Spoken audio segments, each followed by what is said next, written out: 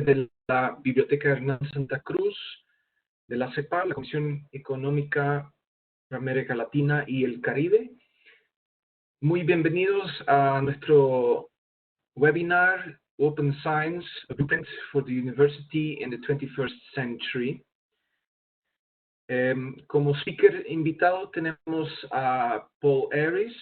Paul Ayris is Vice Provost of UCL Library Services.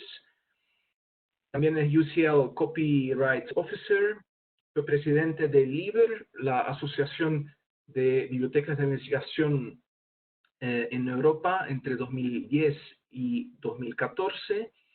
También es el co-chair de LERU, the League of European Research Universities, Community of Chief Information Officers. El chair de OAI, Organizing Committee for the CERN Workshops on Innovation on Scholarly Communication. También es miembro de UUK, High Level Strategy Group on E-Resource Provision in UK Higher Education. En agosto 2013, Paul también lo nombraron como jefe, Chief Executive of UCL Press. También participó como the Provost y President Senior Management Team by invitation.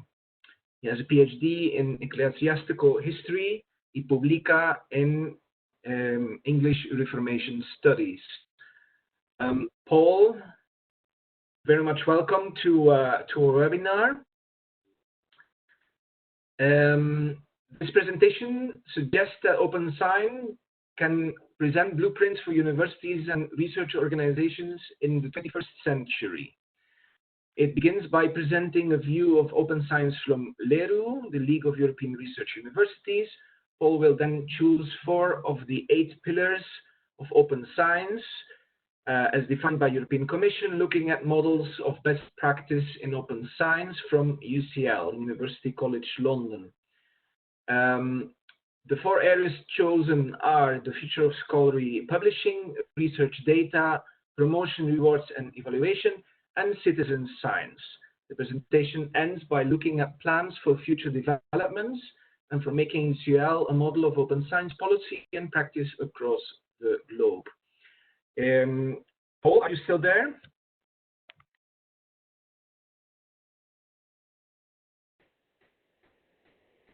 Paul, can you hear me? Yes, I can. Can you hear me? All right, excellent. Bueno, so thank you very much for being there, for your time, Paul. Yeah, I'm going to give you the floor now to start your presentation. So there will be, it's the format as always, so there will be like 40-45 minutes of presentation. And after that, there will be room for questions, also, I mean, between half an hour and 45 minutes. So the whole session overall will be 1 hour and a half.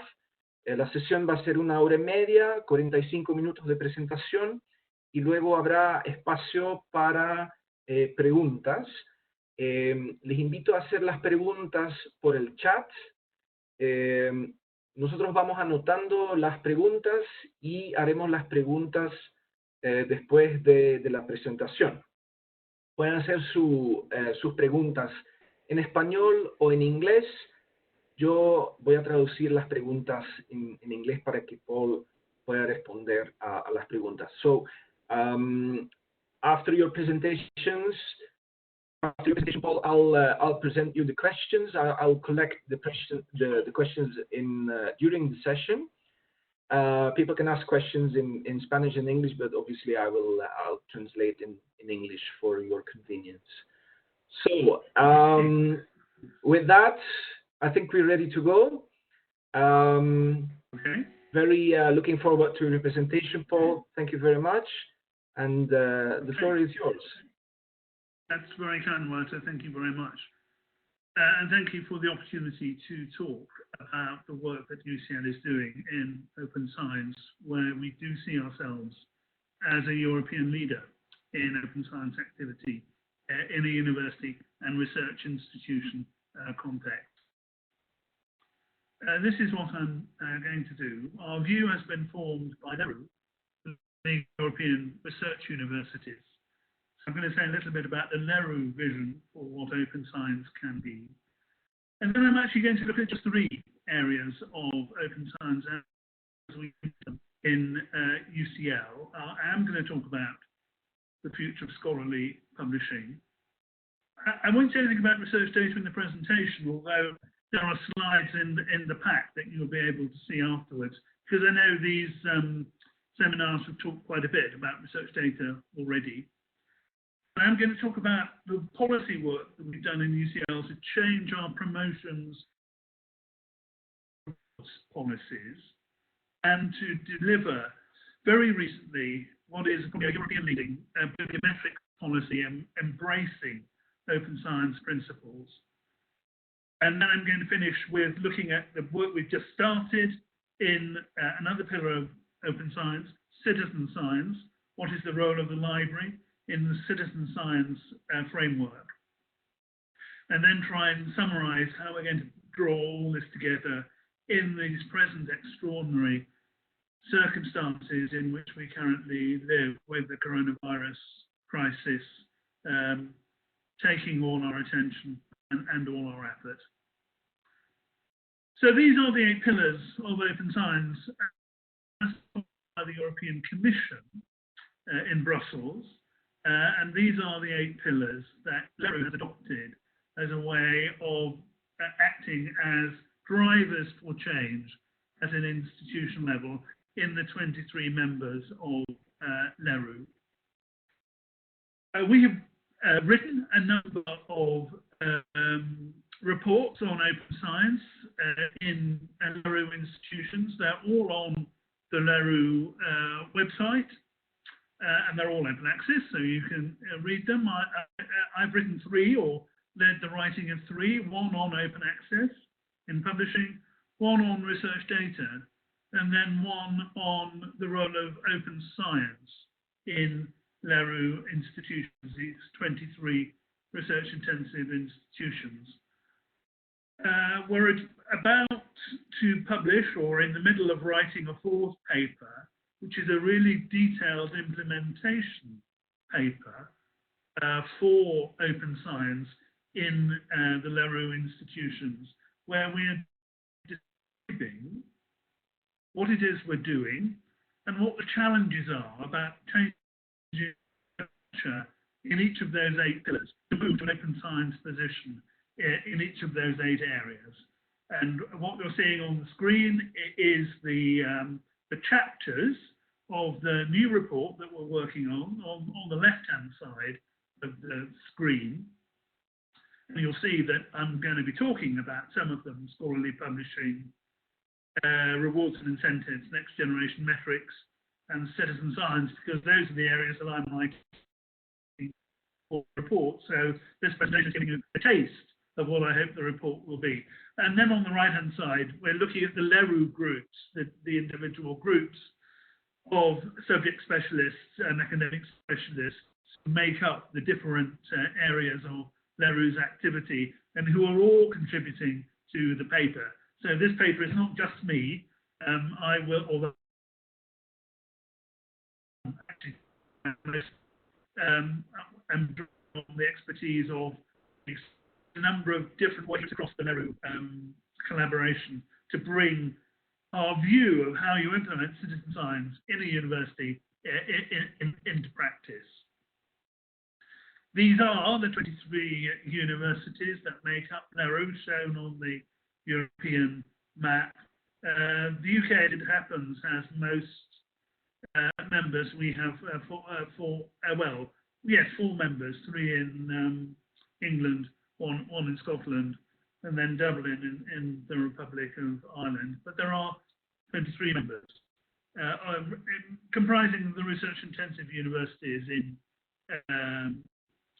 Europe, and Wouter will be looking for Brussels universities, which are here on the screen, which are part of the LERU membership. And here is the URL of the latest paper, not the one we're currently writing, but the last paper that we wrote on open science, this is the roadmap for initiating open science activity in a research institution which is research intensive like LERU. So let's start looking at the three areas of open science that I said we would look at. And the one I'm going to talk about first is the one that we started with in UCL when I first introduced the concept of open access, as it was then called. We call it open science now because open access is just one of the building blocks of open science. But when we started, it was open access, just open access. And what we think the future of scholarly publishing is like. And I think the views in Latin America and the Caribbean are a little different from some of the views that you would find in Europe. Because in Europe, it's the role of the research funder that has really set the agenda for what the future of publishing looks like. Because so much research, particularly in STEM, science, technology, and medicine, is funded by external funders. And funders, if, as we say in English, if you pay the piper, you can call the tune. If you are the funder, you can make demands of your researcher, which is quite difficult for a traditional research university to do, because research universities tend to be old, very democratic, very consultative. And in that kind of, that's wonderful set of values, but in that kind of environment, it's quite difficult to introduce change quickly. Universities don't, on the whole, tend to do change very quickly. If you're a research funder and you're paying the researcher to do the research, then you're in a much stronger position to call for change if that's what you want to do. And that's what research funders have done. And in Europe, it's mainly geared around Plan S, this collaboration of European research based around Science Europe as an organization which is trying to make a very vigorous and very sudden change in publishing patterns. And we are currently some UK funders are signatories to Plan S, UKRI, UK Research and Innovation, and the Wellcome Trust are the two biggest UK funders based in the UK who have signed up to Plan S principles. And they are imposing these, particularly the Wellcome Trust, has imposed a very strident view of what Plan S means in practice on the researchers that they're funding. And many of those researchers don't like it. It's, as I say, it's difficult in a democratic organization to implement change quickly. Plan S is all about very quick change. And one of the things they haven't done is to take the academic with them. So the academics are some way behind the policy that Plan S represents. So what does Plan S look like for a research-intensive university like UCL? Well, it works like this. The basis of Plan S is to turn subscription agreements with major publishers into transformative agreements where the output at the end of the transformation period is 100% immediate open access. No embargoes and no subscriptions. Everything becomes open access because of the payment that you're making to the publisher. And in the UK, that transition, that discussion with publishers is being managed by JISC, the Joint Information Systems Committee, their collection development group, and I'm one of the members of that high-level strategy group that's trying to develop transformative agreements with publishers. The two other mechanisms that a research-intensive university can use to deliver open access are listed at the bottom of the screen there. You can develop an alternative publishing platform, and that's UCL Press in my institution, UK's first fully open access university press, and I'm going to say quite a bit more about the press in a minute. And also repository development. We have a very large green open access repository with a mandate for all the university's research to be deposited in the repository, and that repository is called UCL Discovery.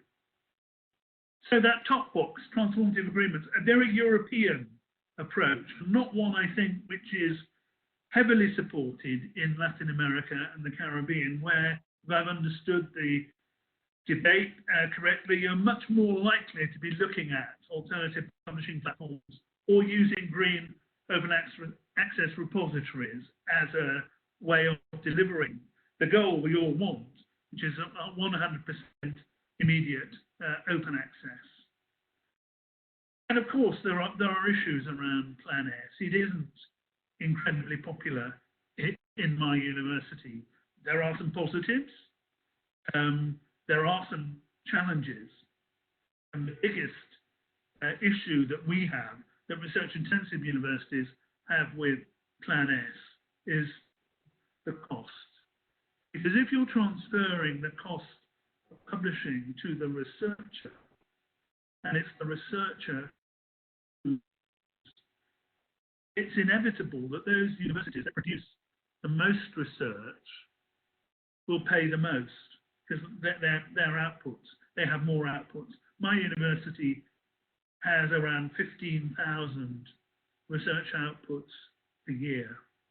And if we have to pay an article processing charge for every single one of them, the cost is going to be much more than we currently pay in subscriptions.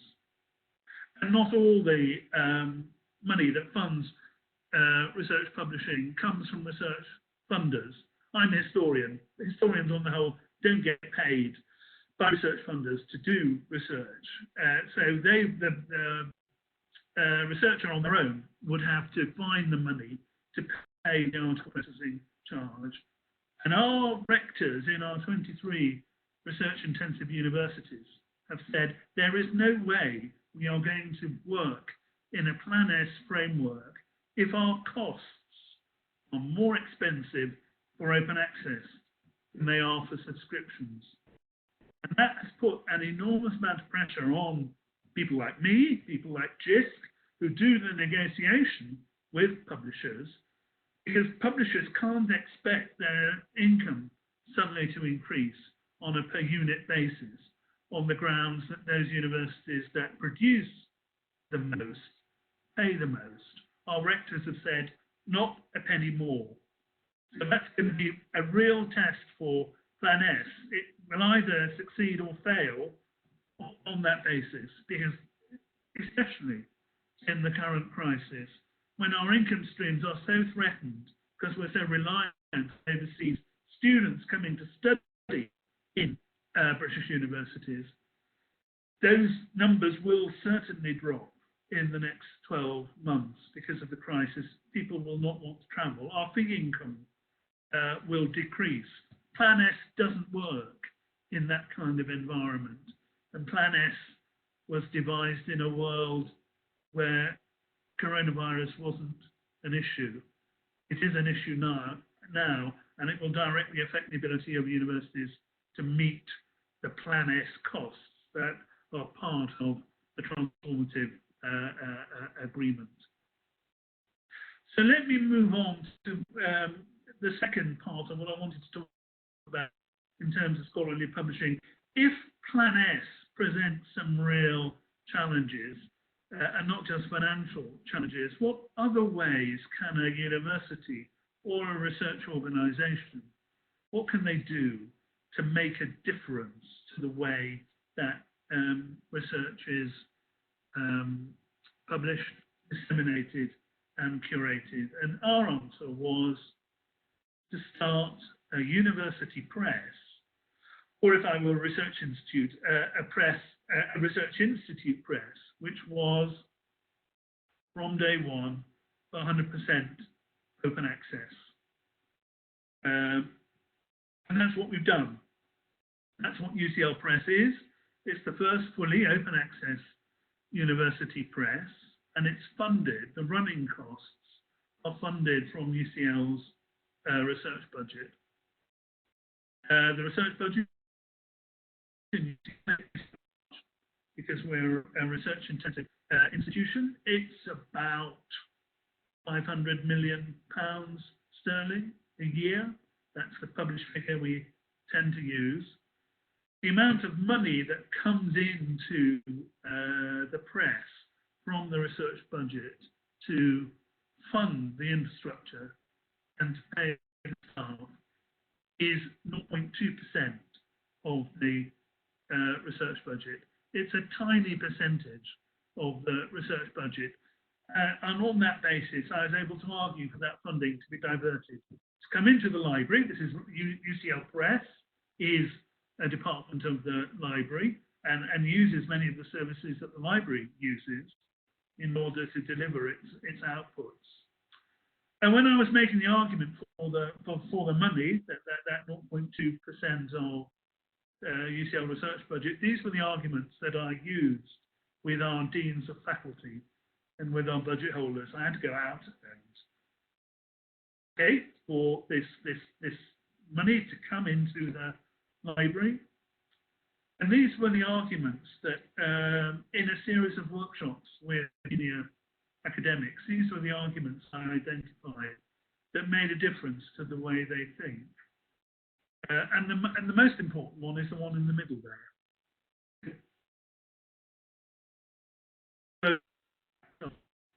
The research gets, it's made available as an open access output, because those outputs in an open access environment will reach communities and geographical regions of the world where, if it were published in a traditional commercial journal,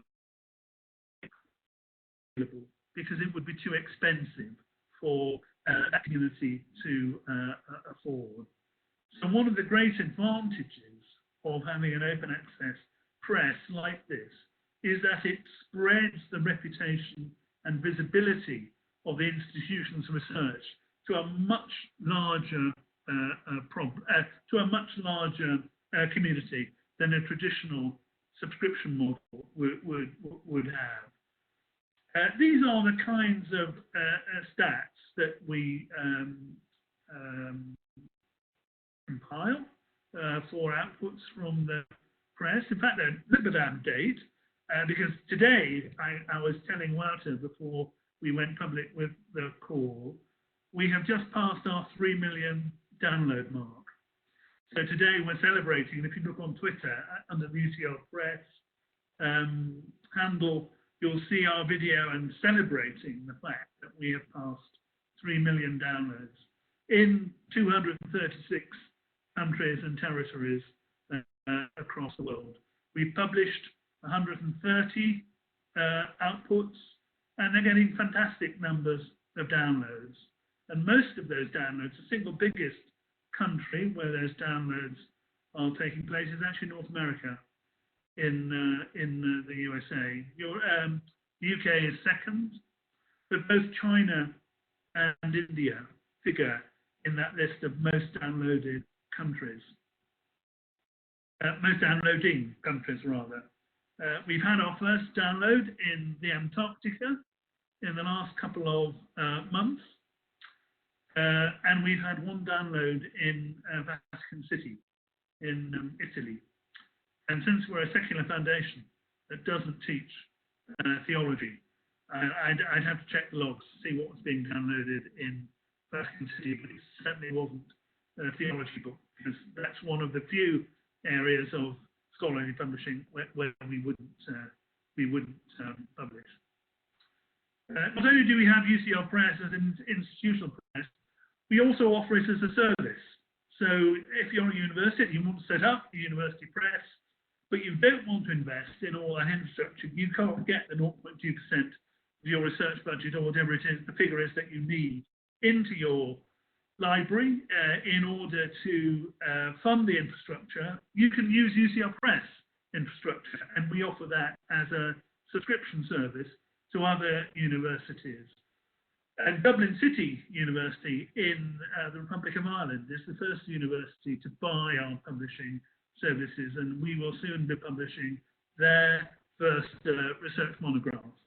Branded as Dublin City University Press, so it will look like and will be a Dublin City University Press output with their monogram and logo on it, but all the work, the text, producing the copy, creating the file which goes back to Dublin to be mounted in their repository as an open access output, that will all be done by UCL Press in the background on the basis of the service charge that we're in Dublin. What is important in a coronavirus context is our ability to publish open access journals. And we have just launched, well, January last year, our first mega journal, a big interdisciplinary journal called UCL Open. And it is a journal which is pulling together outputs from a range of traditional subject areas to do with the environment. So it's called UCL Open Environment. It's an interdisciplinary, multidisciplinary journal. If it's to do with the law around environmental issues, it would be eligible to be published in the journal. If it's to do with policy, that would be eligible. If it's to do with global warming or public health, the effects of environmental pollution on public health, that would all be possible and come under the scope of this mega interdisciplinary, multidisciplinary title. In a traditional publishing environment, those would tend to go to individual journals that were more niche. You wouldn't get law and policy and medicine and geography, say, in the same journal. That would be pretty unusual. But in a mega journal context, it can all go in one place. Because it's open access, the submission will be immediately available as a green OA output the minute it's submitted, and will be marked as a preprint, a green preprint. It will then go to peer review. It will be open peer review, so you'll be able to read the peer reviews that the nominated peer reviewers are submitting, and the peer reviewers will be invited to identify themselves as well. IDs, so you can see who's writing the review.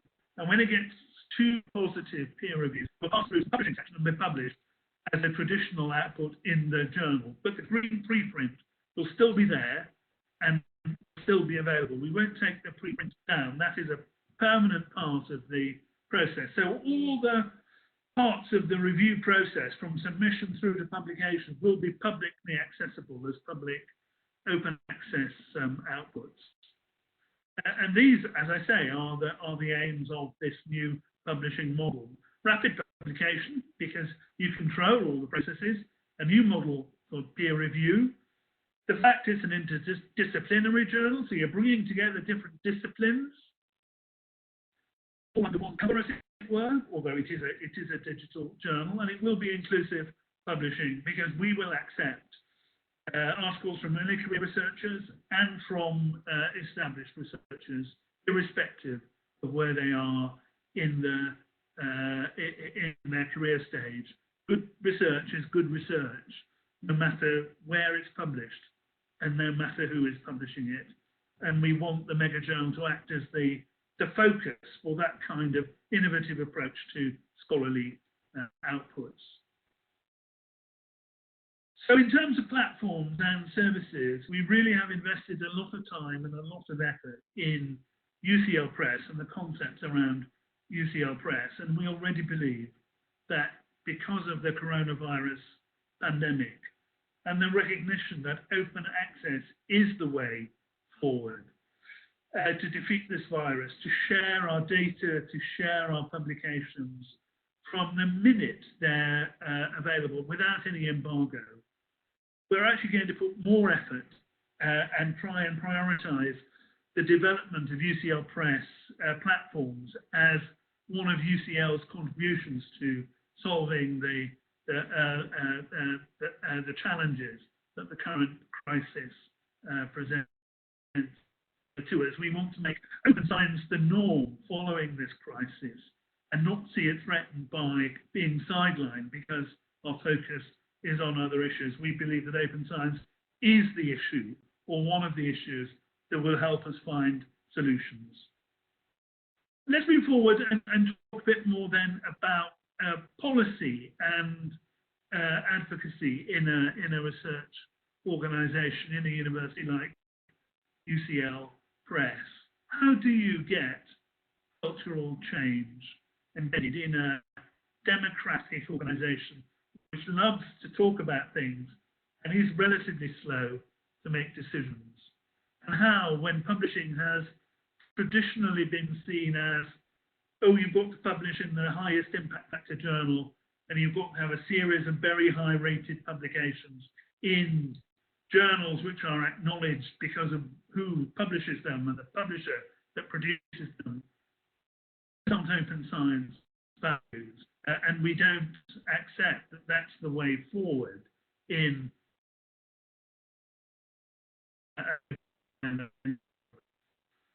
so what we've done in UCL is to change the promotion and reward scheme and the way we evaluate research so that academics are rewarded and acknowledged for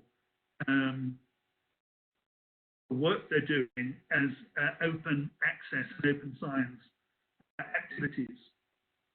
And just before the crisis, the coronavirus crisis hit us, I managed to get to sign off our new bibliometrics policy. It is absolutely a leading policy in Europe. Very few other universities, I think no other LERU university has managed to get this far in getting a bibliometrics policy signed off at institutional level, which is built around open science principles, and it's built around two documents: the San Francisco Declaration on research assessment and on the Leiden Manifesto for the responsible use of metrics. We signed it off just before my university went into lockdown and we had to vacate our campus. And it does all the things that a good open science evaluation policy is supposed to do. It discourages the use of journal impact factors as a surrogate for quality. It says you can't use a numerical value as an equivalent for quality, because that is meaningless. Journal impact factors refer to runs of articles in issues of a journal. They don't refer to individual articles. So it's completely false to say that an article has a particular impact factor when you're using the GIF, the journal impact factor, as the measure, because journal impact factors don't work like that. It's simply untrue to say it refers to that particular article, because it could well be that that particular article in that particular issue of a journal has never been read by anybody.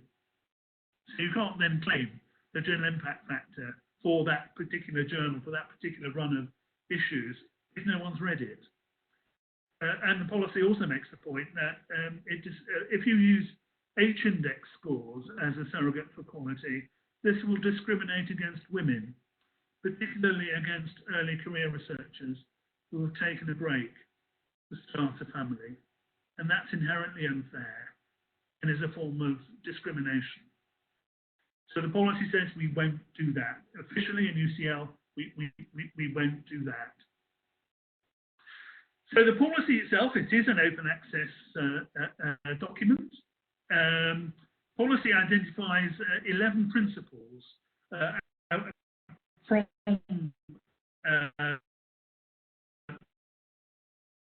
the Declaration and the Leiden basis of what the evaluation is like. As I said, the numerical an adjunct to the qualitative assessment of research output through reading it. Many open science advocates will say, oh, we need an equivalent to the journal impact factor, an open science factor, a numerical equivalent. That's the only way we'll get academics to change the way they evaluate research. That isn't what this policy says, and that isn't what true open science means. True open science says you can't use, it's unfair to use numerical metrics as a surrogate for quality. There's no replacement for reading the paper. If you want to use a numerical metric, you can do. Please don't use a general impact factor. Please don't use your H-index score. These are inherently unhelpful. You could use something like field-weighted citations. So you look at the number of citations and compares it to the average in your particular field of study. That's your individual assessment of the quality of the paper, but you shouldn't use field-weighted citation scores on their own as a mark of quality. You shouldn't say, oh, my work has been published by, in the Journal of X, published by this publisher, and therefore it must be good. Those are false assumptions. Those publishers will publish good research. They will also publish research which isn't so good. You can't use the name of the publisher or the name of the journal as a surrogate for quality either. Now, when I presented this policy to our academic committee, chaired by our provost, surrounded by deans of faculty, these are their reactions in these speech bubbles at the bottom of the screen. The UCL reactions were this: fabulous. One dean said, this is fabulous. He comes from North America. He's just joined us in UCL. He said, this is fabulous. I'm so proud that the institution has made this change. We must implement it in our research organisation. A provost, who was the chair, said, this is sector leading. I haven't read anything else like this. It's going to shape the way we evaluate excellence in research for the foreseeable future, because we are adopting these principles. So how do you get those principles implemented? Well, this is the work that I'm doing here, being shown on the screen. I'm working with our human resources department in UCL. So not in the library at all. I'm Pro-Vice Provost, and one of my roles as Pro-Vice Provost is to advocate for and implement open science approaches across the university, whether they're to do with the library or not.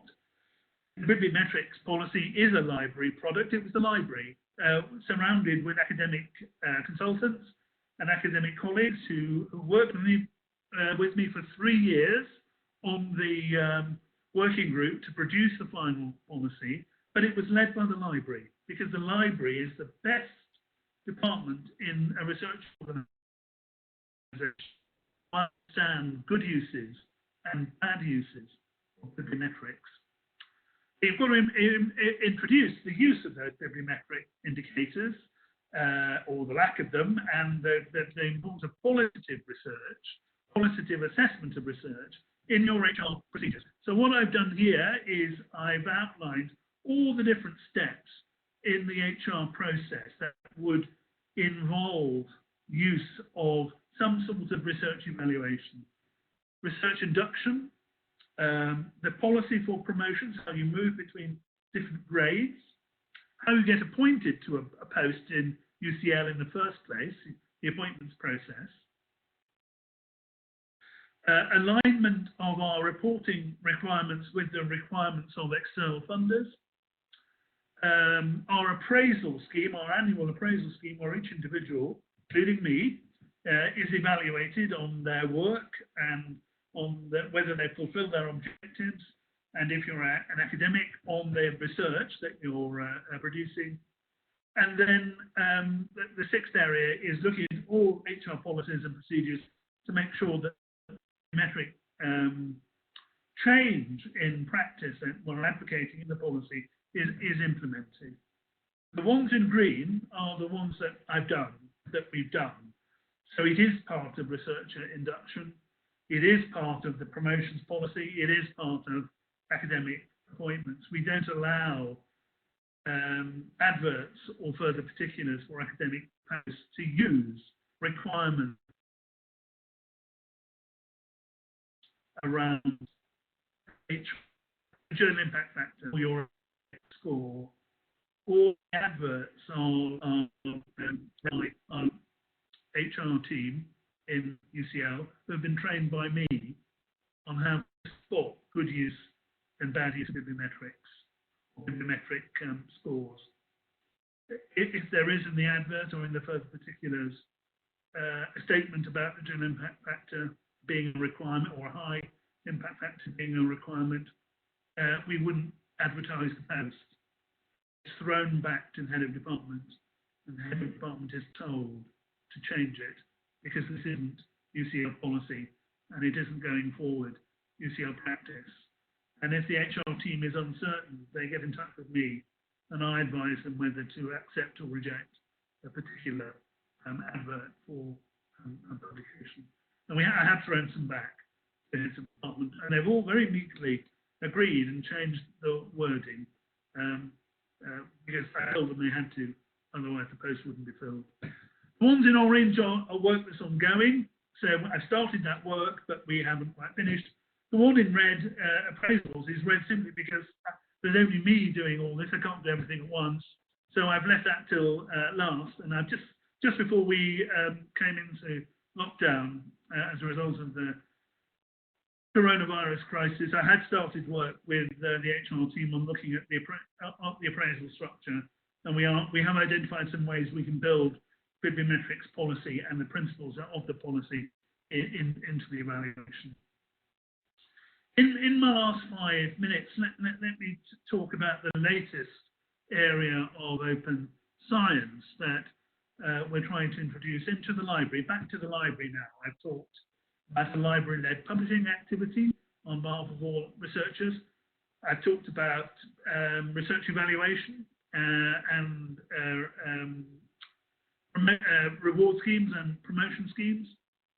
The library has led the discussion in those areas, but they are largely implemented in academic areas and through professional services like HR, human resources.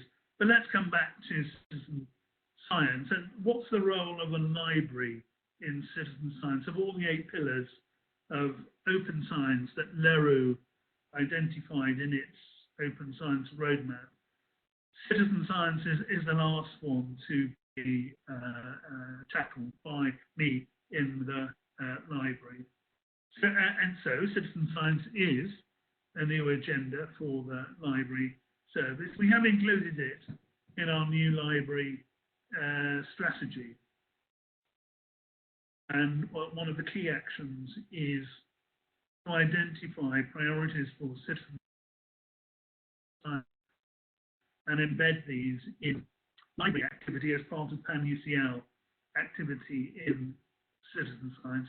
Citizen science can mean a number of things, so we're defining it in UCL in 2 ways. One, it's a collaboration between professional, traditional researchers and lay citizens who want to be involved in the process, work alongside traditional researchers and contribute to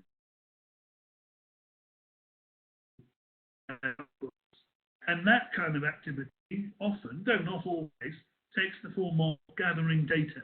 So the lay citizen would be trained to gather data, which they would share with the professional researcher, and professional researcher would draw conclusions from that data that's being collected.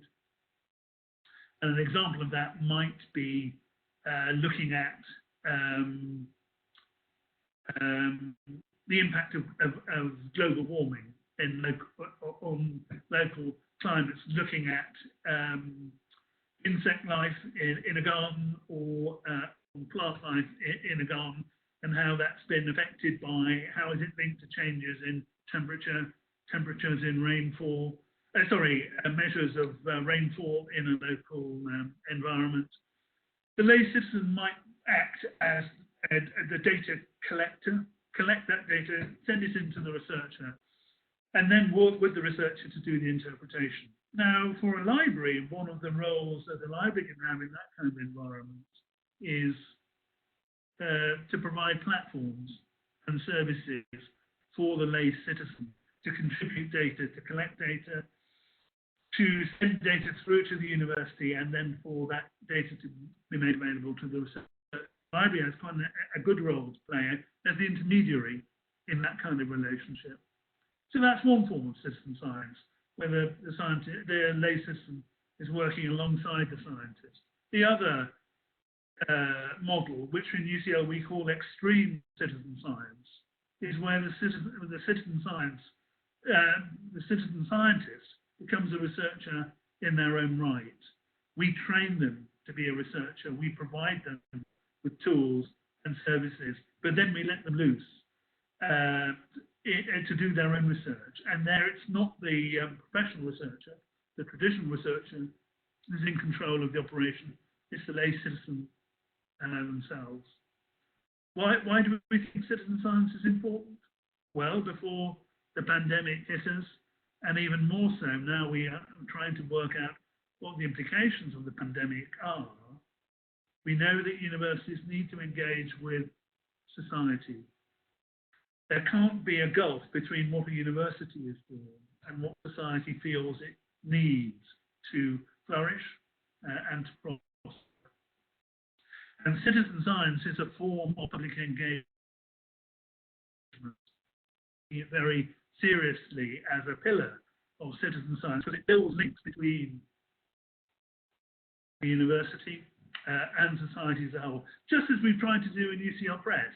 The whole point about those downloads in 236 countries, 3 million downloads, those downloads won't all be by professional researchers or professional educators. They'll be by the lay. Opening up, in that case, opening up UCL research to a new community that wouldn't traditionally have access to those sorts of outputs.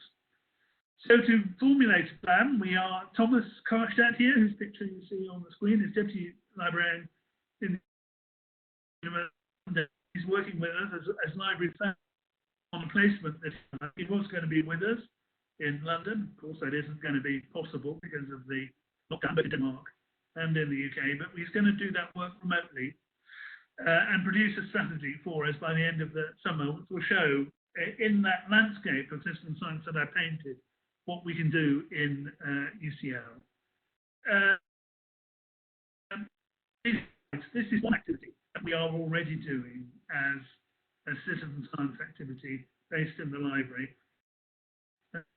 Describe Bentham project. So here on the screen you see, well, on the right-hand side you see two figures.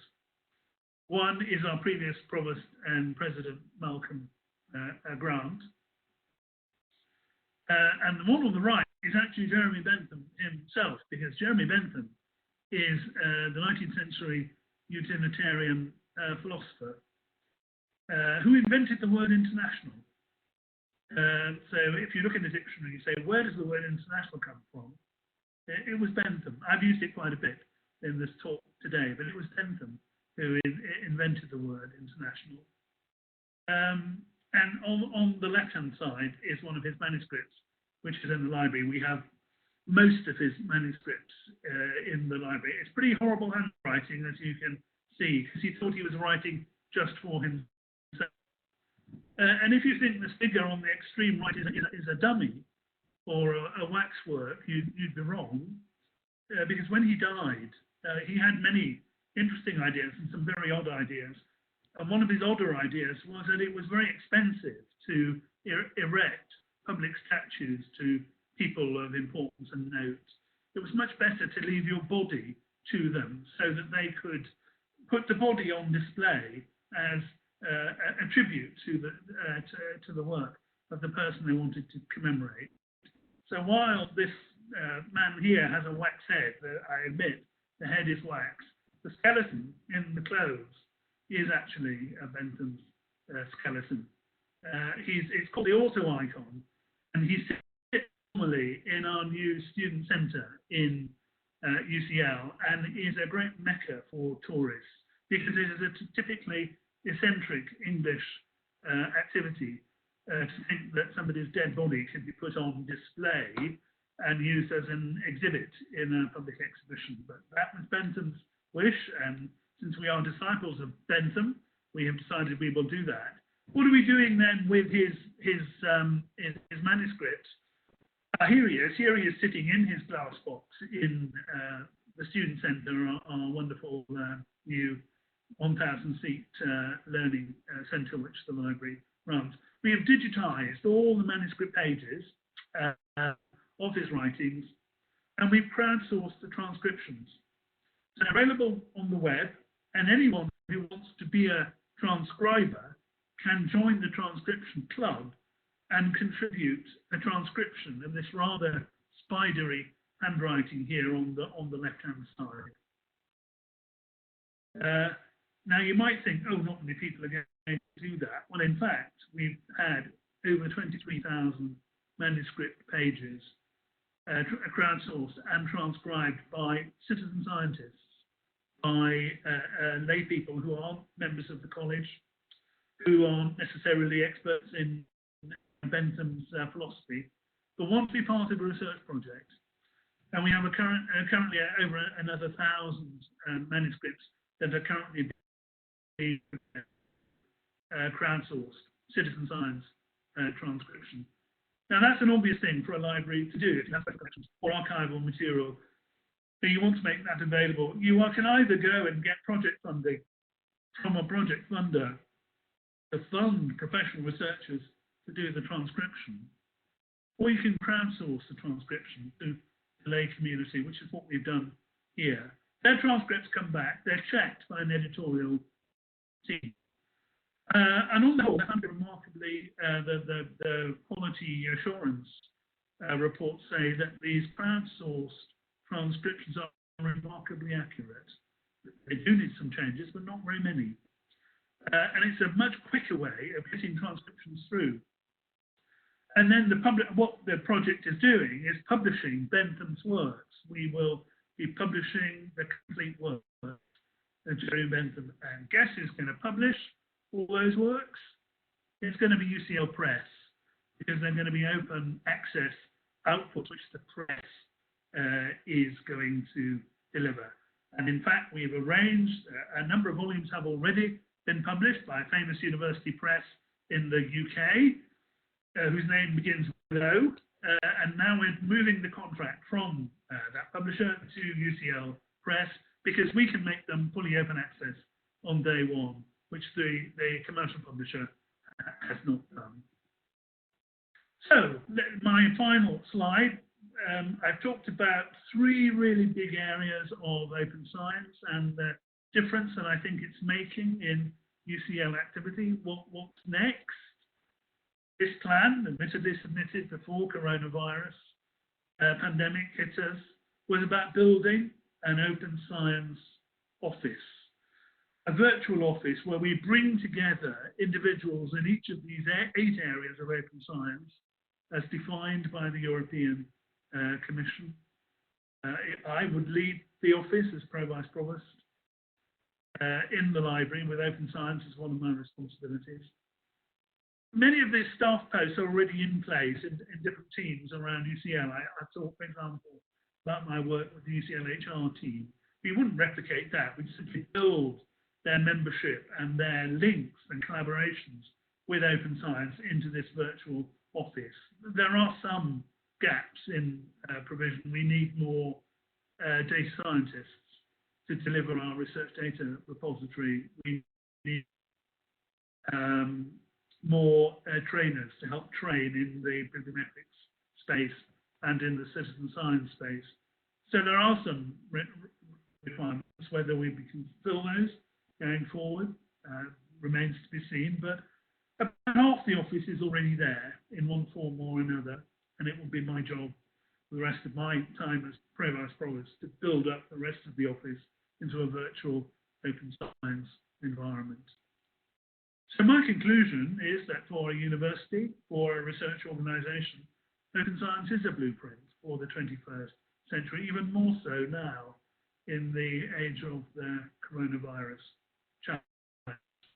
It isn't one blueprint for it, it's the same blueprint for every organisation. You should look to your strengths, you should look at what provision you already have, what you don't have, and then work up a plan around those 8 pillars of open science, but one that works for your organisation.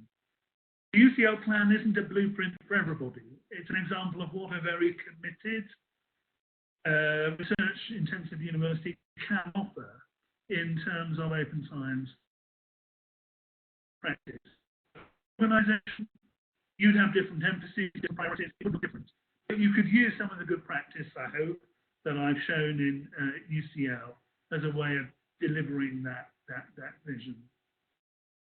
It isn't a given that open science will be the default way to proceed. There are many challenges. We have to make a choice. UCL has already made that choice.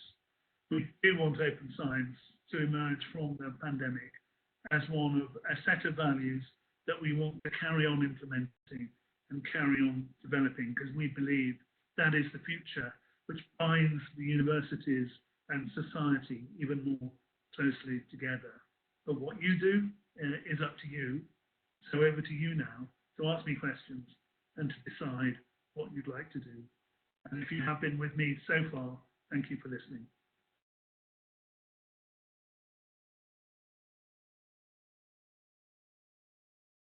Thank you very much, Paul. Fascinating to see everything that's happening in your institution and the very prominent role that the library is taking in this. So that's really a great story. All right, we have a half an hour left for questions. I have several questions. Let's try, if possible, Paul, to answer every question like maximum 2 minutes. Yeah. Okay. So first question, one of the things that you mentioned was that the lack of support from the researchers for the Plan S. Yes. What are you doing in your institution to get the support for open access, for open science from your researchers? Right, okay. Okay, that's a difficult question to answer in 2 minutes. I'll do my best. My researchers are not against open access. We have had town hall meetings, general UCL meetings with 150 attenders talking about open access. Everyone in the room, everyone agreed that open access was the way forward. Even arts and humanities scholars who were traditionally seen as conservative and reluctant to change. They like open access.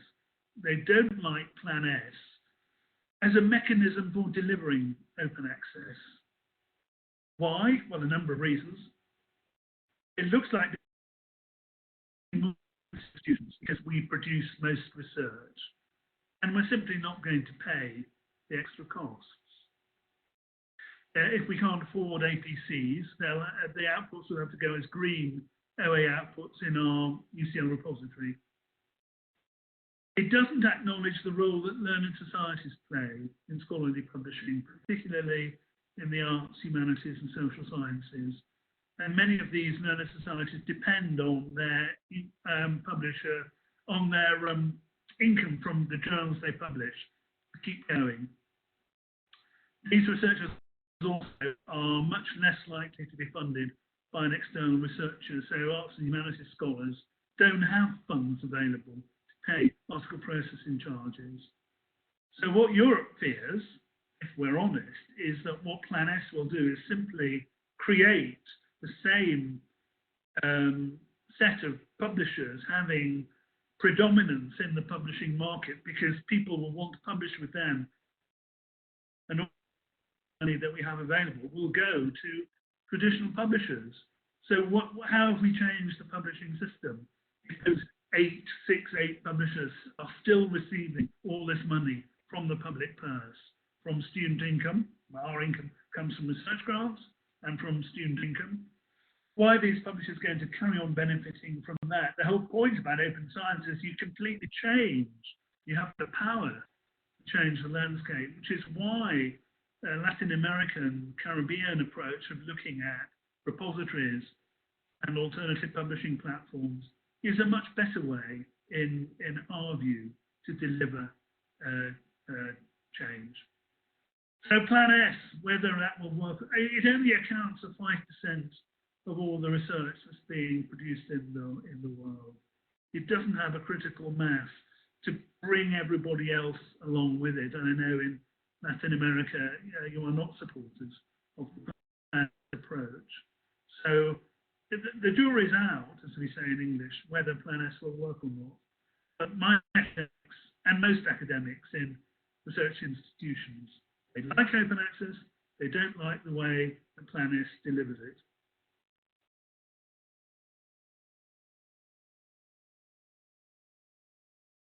Thank you very much, Paul. Then the next question. You mentioned the transformative agreements as one of the 3 pillars in your strategy. How successful have you been in this issue of transformative agreements? We've heard from several institutions who basically decided to stop contracts with important publishers. Yes. How is that going in UCL? Good question. Well, in the UK, it is the JISC high-level strategy group that works with our universities body, Universities UK, which is responsible for making these agreements. I'm a member of that committee. We're about 20 people in total. We've struck a number of transformative agreements with a small number of publishers. And initially that has worked because the latest publisher that we struck a deal with is Wiley. I think this is public knowledge. I don't think I'm telling secrets. It is public knowledge. We struck a deal with Wiley, and we said to Wiley exactly what I said in this talk this afternoon, or this evening, evening here in the UK. If you charge us more than we're paying now, it's not going to work. This was before the coronavirus crisis, when our external fee income was still flowing in. It isn't flowing in now because students are still deciding whether they want to come or not. Even when the external fee income was flowing in, we told Wiley, you charge us a penny more, and we're not. It's no deal. And I remember having them in my room. I said, I'd rather have no deal than a bad deal. And they said, are you sure? Is that what you really want? I said, it isn't what I want, but it is what is going to happen unless you really wake up and understand that there is just no more money in the system to carry on paying extra 6% every year that you're currently asking for in subscriptions. And they went round the UK talking to a number of university librarians, having the same conversation, to test what I'd said against what other universities were saying. Now, we worked as a team. This is where collaboration really worked. We all got briefings, and we briefed each other on what these meetings were taking place. And we all signed up to the same set of values, and we all told them the same. If it's going to cost more, you can forget it. There will be no national deal. So for the first 2 years, which is the deal that we've signed, well, certainly in the first year, which is the deal we've signed, there is no increase in price.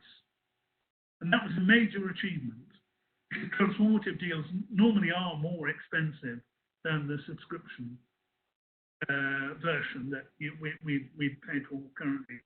And all the anecdotal evidence from Europe, which we collected, was, yes, when you do negotiate a transformative deal, the price does go up.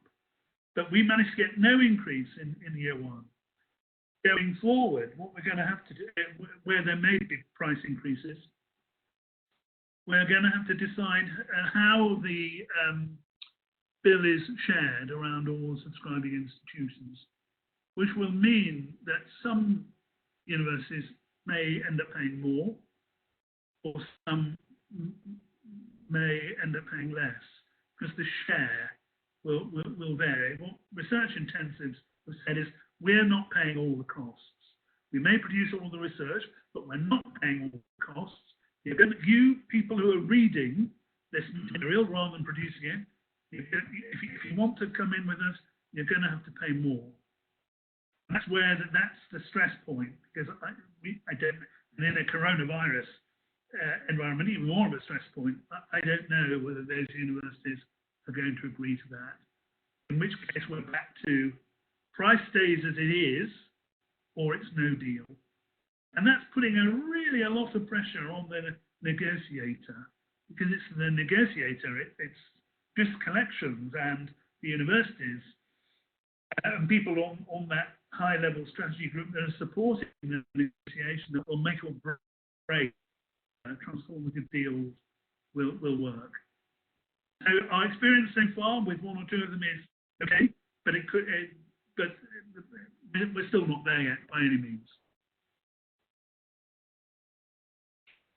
Okay, thank you very much for that, Paul. Then the next question is a question, being a university student, how can I support open science? Oh, goodness me, right. What a nice question. You can do a number of things. When you're, if you're a researcher, if you're a research student, you can make sure that your PhD thesis is available as an open access output in your institutional repository, so that it's freely available at point of use. When you start publishing papers as a researcher,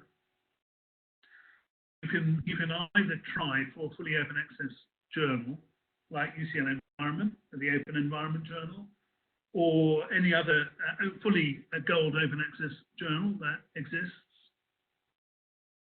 Or you can make sure that when you sign an agreement with a publisher, you ensure that a green copy of your output can go in an institutional repository, even if they're selling their. Of course, Plan S is meant to change that. It's meant to do away with subscriptions and had everything open access. I've already explained, I'm not convinced that's going to work. And in any case, it's going to take 2 to 3 years to make the transition. I think the deadline for Plan S to be implemented is 2024, so we have a bit of time left. So now, if you're doing it now, make sure you put a green in an institutional repository, and then argue with the publisher about not assigning your copyright to the publisher as a condition of publication. Most publishers do require copyright to be transferred, otherwise you don't get published.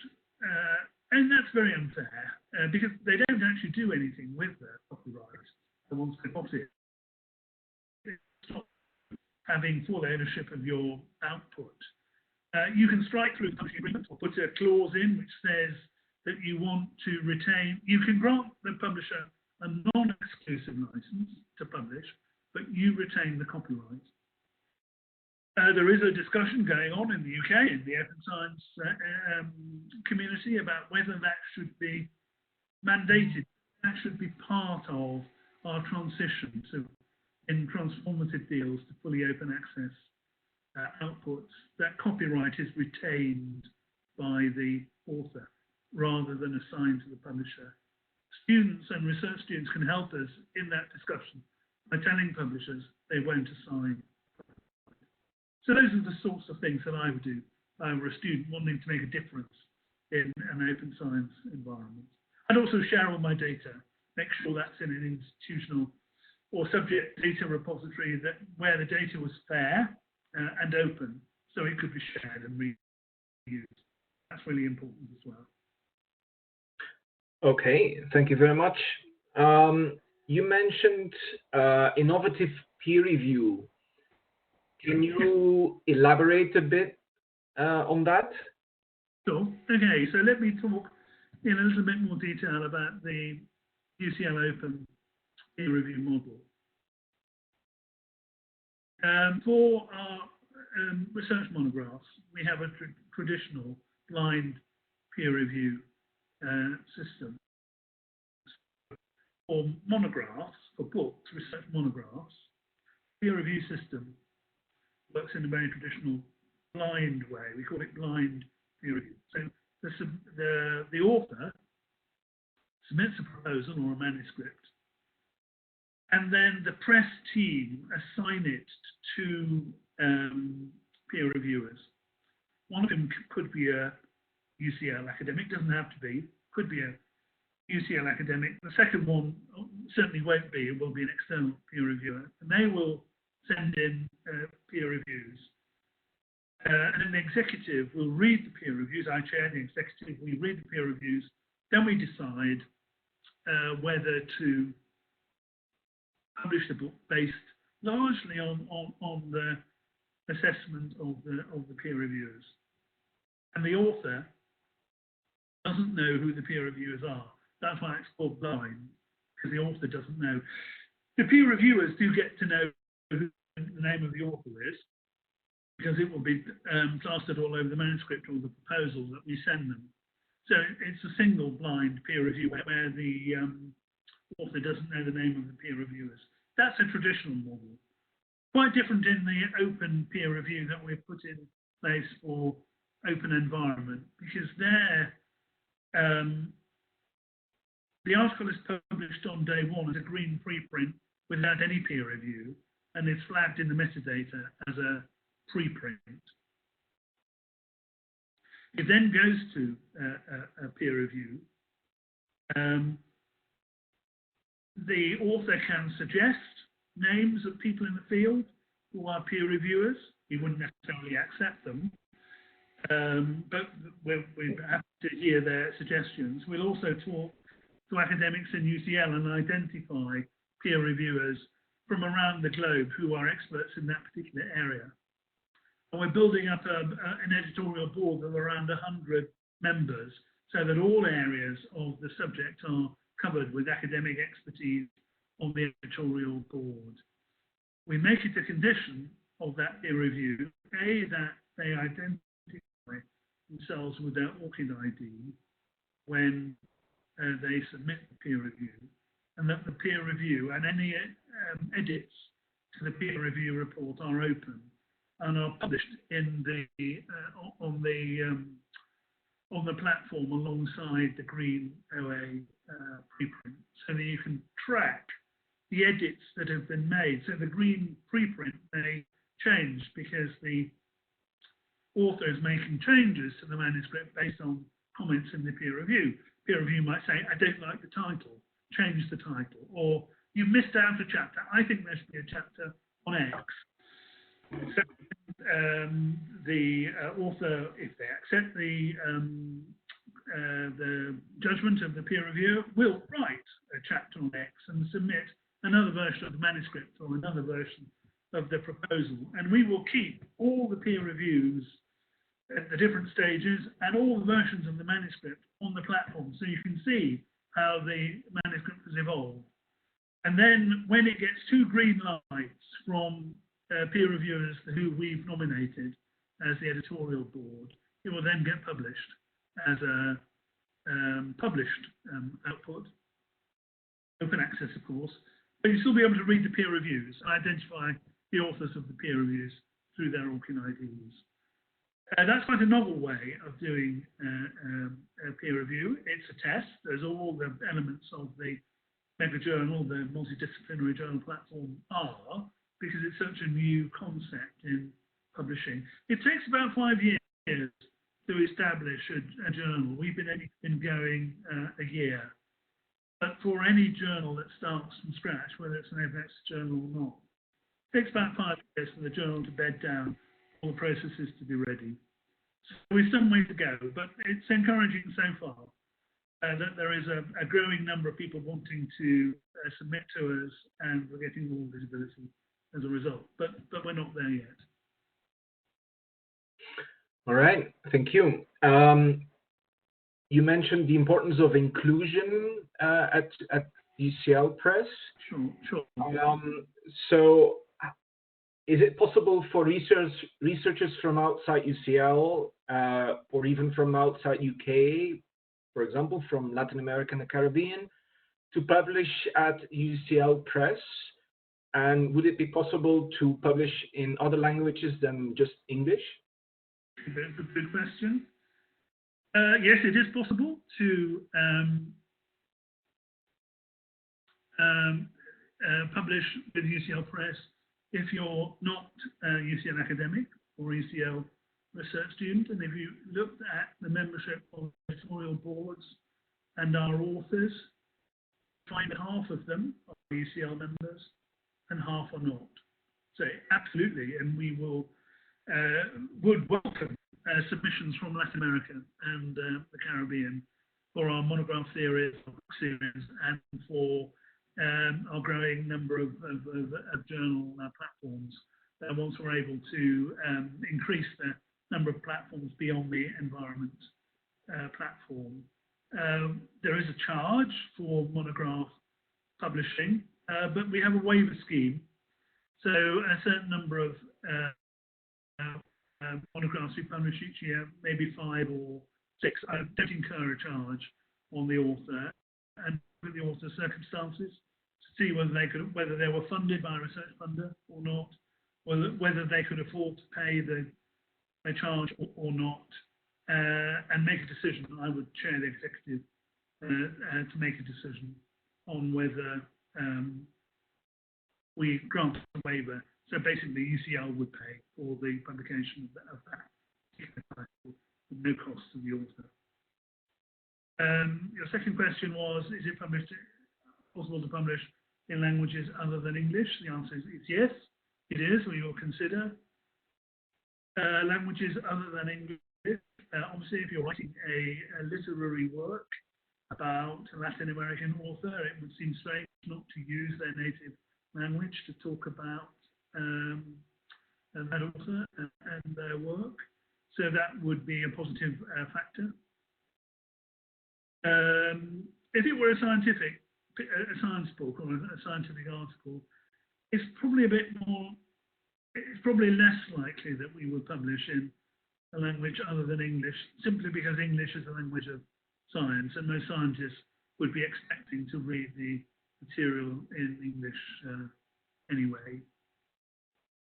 Even if we don't publish a non-English version, we have got examples where we've worked with the author to arrange for translation in other languages. So our most downloaded book by Danny Miller, How the World Changed Social Media, 400,000 downloads of the English version, which is amazing. But we've also arranged for it to be translated into Mandarin Chinese. I think there's a version in Spanish, and I'd have to look, but I think there's a version in Portuguese as well. So there are different ways of tackling the language issue. We'd always be open for a discussion about that. All right, thank you, Paul. So one of the main issues that we are having here in Latin America and the Caribbean with the Plan S is the APCs, the author processing charges. What's your view on the APCs, and do you understand the perspective, or let's say the criticism that on the APCs here from Latin America and the Caribbean, that basically the inequalities in terms of financial resources is not solved and is basically remains because of the APCs, basically that, I mean, institutions or researchers with less financial resources are not able to get published? Yes, absolutely. I understand the Latin American Caribbean position. And in one of the slides in the slide deck, which I'm very happy to share with you now, given the presentation, there is a slide exactly on this question, looking at the America response to Plan S. And America is saying, if I've understood it correctly, we would like to see Plan S not as a program to replace the pay to read model with a pay to publish model, but as a more comprehensive solution to achieve LA. And if I have understood that with the America position, I would 110% agree with that, which is why in UCL we have prioritized funding from the research budget to fund the press, because we think that too. I think, my personal view, this isn't yet shared by all my academic colleagues, my personal view is that a much better approach to delivering 100% OA publishing or universities or collaborations of universities or research institutions and learned societies to work together to set up alternative publishing platforms to replace traditional journals. So over time, you would transition from the current journal model to an OA publishing platform model. That's what UCL Press is. That's what the Commission's new publishing platform will be when they release it. That's what the Welcome Research Platform is. I personally believe that Plan S is simply cementing into place the traditional publishers with the new financial model, will simply embed them even more firmly in the publishing landscape. And that is, to me, the objective of open science. Why don't academics see it like that? Well, in the UK, one of our major research funders, UKRI, UK Research and Innovation, which is a major funder, is an umbrella organisation, 7 research councils that fund an enormous amount of research, particularly in science, technology and medicine.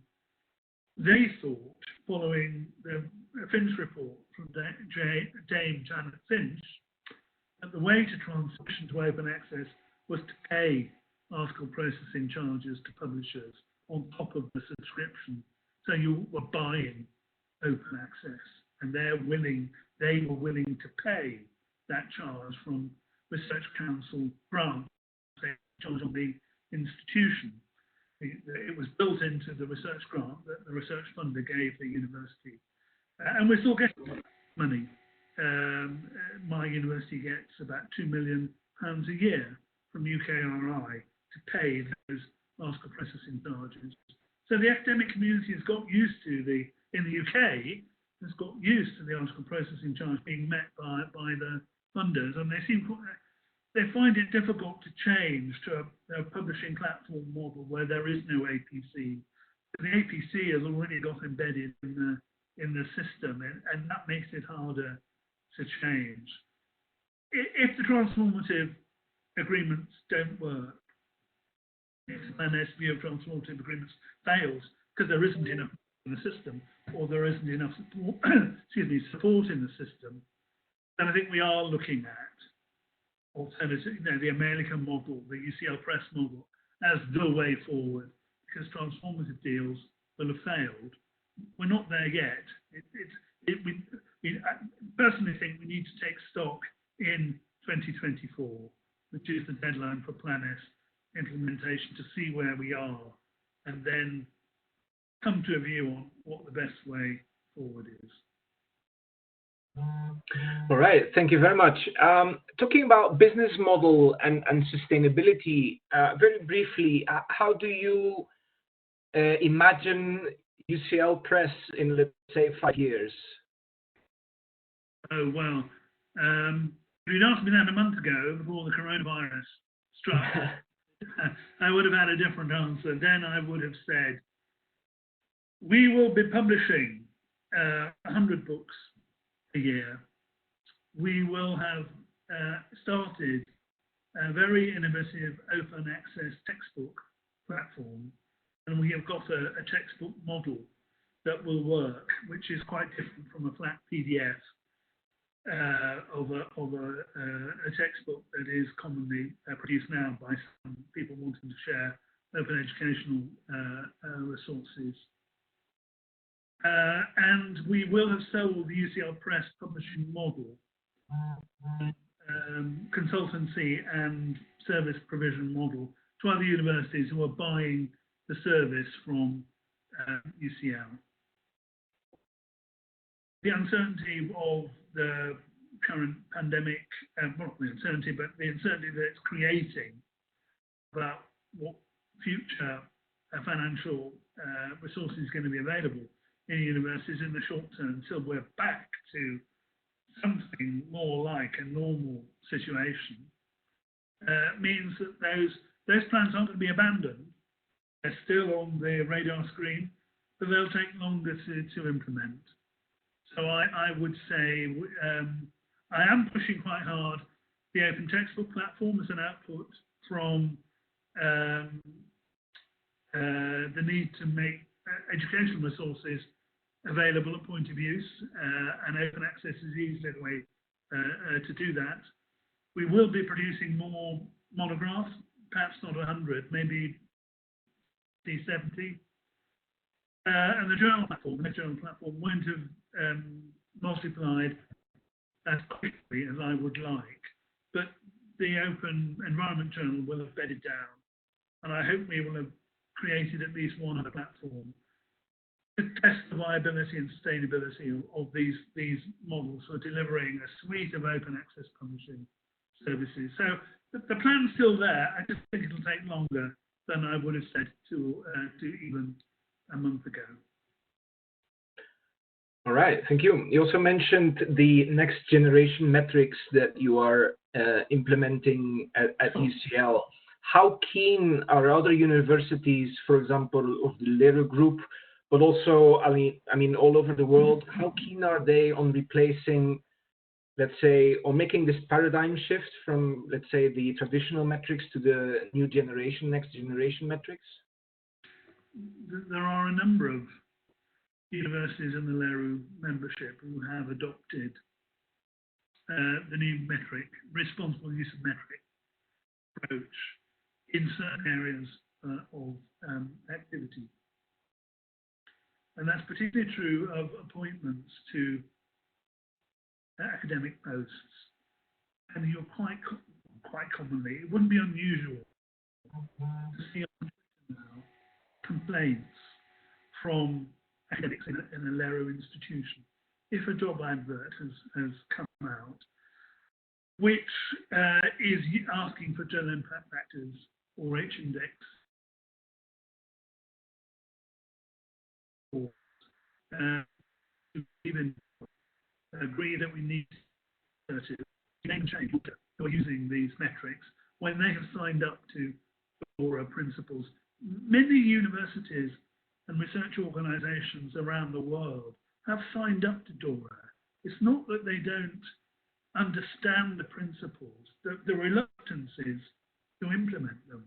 So many universities who sign the declaration, don't actually do the implementation. What we're saying as DORA implementers, we UCL and we LERU, who believe that DORA is the future model. But if you sign the declaration, you've got to do the implementing. And if you don't do the implementing, they're going to say in public, you're not doing what you said you'd do by signing a declaration. Now that's quite a brave thing to do. We've done it in UCL. As I say, I write heads of department and tell them they can't advertise posts using a certain form of language or a certain collection of metrics if they're not in line with DORA principles. Is it difficult for researchers to make that switch? You bet it is. It's a change in the culture. It's not going to happen overnight. It is going to take time. So the way we're doing it in UCL is we are introducing training courses online. It will be eventually online training courses in the new bibliometric measures that we're suggesting we use. And we're rolling out those training courses across the institution, particularly targeting early career researchers.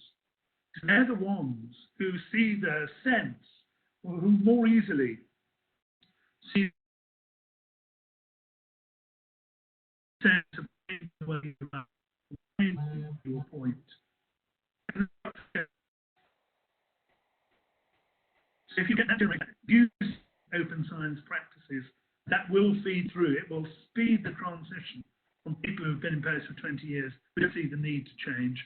That's where their naming and shaming comes in. That's aimed at that community that won't voluntarily do what we signed up to doing in the declaration But the best way to do it is to win hearts and minds. And that's by introducing training courses. And libraries have a really, really important role in rolling out, devising these training courses and rolling them out as online training courses for young researchers to take as part of their research induction. And that's what our aim in UCL is to do, to win the hearts and minds of this community so that it will feed through when they become established researchers. All right. Then two more questions, and then we've finished. Okay. Yes, there is still, I mean, many researchers here in Latin America and the Caribbean, but I'm sure also all over the world are still requested to to publish in the big international journals. So how do you make this paradigm shift? Who's doing the requesting? I mean, it's the funders, it's the universities. They expect and they still evaluate researchers on based on those criteria. Okay. Well, there are a couple of things you could do. These are both things that we've done in UCL. First of all, you need to find a leader who's going to lead in open science, an open science champion for the institution, and at a senior level, with respect not a junior or middle-ranking person, but a senior person who can tell the truth to senior members and decision makers in the institution. And in UCL, that's me. That's why I'm a pro-vice provost. That is half my job. Half my job is running the library. Second half is embedding open science in the institution. When we developed the bibliometrics policy for UCL, it took 3 years to develop. And how did I get everyone to support it? Because when we first started, we said exactly the same things that you said just now. Oh, our position in league tables will slip. It's just so much easier to use journal impact factors to evaluate quality. Why would we bother changing? So we spent 3 years going round academic departments, department by department, 75 departments, 11 faculties and schools, and my two bibliometricians, working on this, along with an academic body, academic steering group. We had pan-UCL consultations, we had pan-UCL workshops, we had pan-UCL surveys, and I made sure that before we went to committee, we had a response from every faculty and majority of the departments who had the chance to comment on and for us to discuss with them in staff meetings, research committee meetings, in lunchtime lectures in the department with the academics, what the implications of making the change would be and why it was important that we made the change. And it was only when I was sure of having a majority of support. And I could tell the academic committee when I presented the policy for sign-off, the overwhelming majority of people that we have talked to are in agreement with the principles that we have outlined.